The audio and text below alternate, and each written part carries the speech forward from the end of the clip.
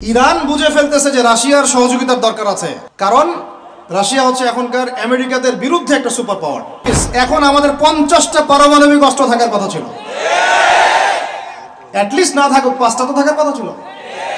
ওরা যদি আমাকে তাক করে রাখে আমিও তাক করে রাখতাম, বেটা তুই মারলে আমি মেরে দেবো যা। নবী সাল্লাল্লাহু আলাইহি ওয়াসাল্লাম বলেই গিয়েছিলেন যে শেষ জামানায় কাফের মুশরিকরা তোমাদেরকে এমনভাবে আঁকড়ে ধরবে, ঘিরে ধরবে যেন দস্তরখানায় সবাই খাবার খেতে বসেছে। সাহাবীরা ওই যুগে বলছিলেন, ইয়া রাসূলুল্লাহ সাল্লাল্লাহু আলাইহি ওয়াসাল্লাম, আমরা কি ওই সময় সংখ্যায় কম হব? অবাক হয়েছিলেন তারা, কারণ ওই সময় তো ইসলামের বিজয়ের যুগ। আমাদের এইরকম অবস্থা হবে যেখানে আমরা 313 মিলে 1000 বদরে ঠেকাই দেই, 700 মিলে উহুদে 3000 ঠেকাই দেই, মোতার যুদ্ধে আমরা কত 3000 নিয়ে 2 লাখকে ঠেকাই দেই। ওই মুসলমানদের এই অবস্থা হবে? সাহাবীরা বলছিলেন অবাক হয়ে।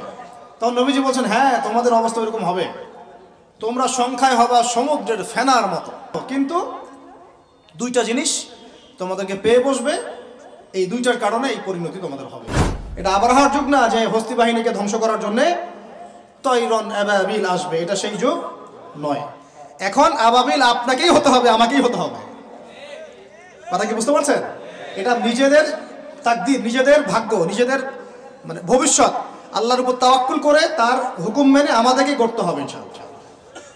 পৃথিবীর সমস্ত জুলুম উঠে যাবে ইনশাআল্লাহ, কোনো মাজলুমের অধিকার আর খর্বিত হবে না, প্রত্যেক মাজলুম তার অধিকার ফিরে পাবে ইনশাআল্লাহ। একটা বাচ্চার রক্তের প্রতিশোধ আমরা নিব ইনশাআল্লাহ, একটা বোনের ইজ্জতের বদলা আমরা নিব ইনশাআল্লাহ, একটা ভাই যাদেরকে অন্যায়ভাবে হত্যা করা হয়েছে এদের রক্তের বদলা আমরা নিবই নেব ইনশাআল্লাহ। আমরা বেঁচে না থাকলে আমার সন্তান নিবে ইনশাআল্লাহ, ও বেঁচে না থাকলে তার সন্তান নিবে ইনশাআল্লাহ। আমরা কিছু ভুলি নাই, ভুলে যাবও না ইনশাআল্লাহ। এই দুনিয়া ততদিন পর্যন্ত ফানা হবে না যতদিন এই দৃশ্য বিশ্ববাসী না দেখছে ইনশাআল্লাহ। তোমাদের যা করার আছে করো, যা ইচ্ছা করতে থাকো।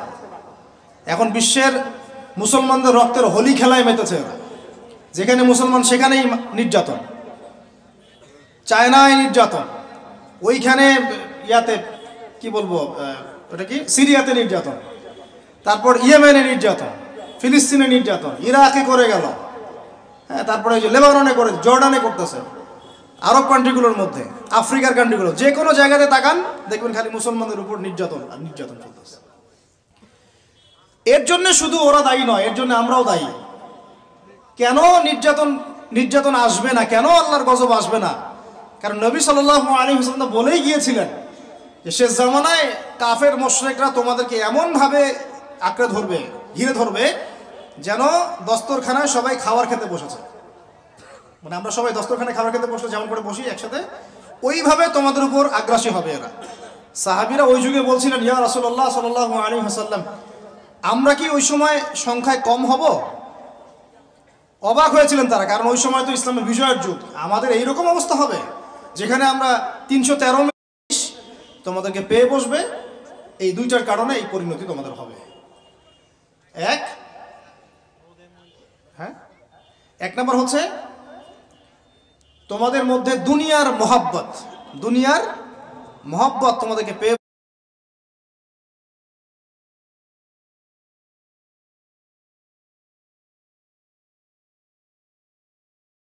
বসবে, আর একটা আল ওয়াহান তোমাদেরকে ধরে ফেলবে। সাহাবীরা বলছে ওয়াহান কি?